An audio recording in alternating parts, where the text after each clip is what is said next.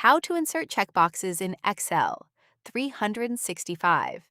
If you want to add checkboxes to your Excel spreadsheet, this video will show you how to insert and use the built-in checkbox feature in Excel 365. First, open Excel 365 and select the cell or range of cells where you want to add your checkboxes. Now, go to the Insert tab in the top ribbon.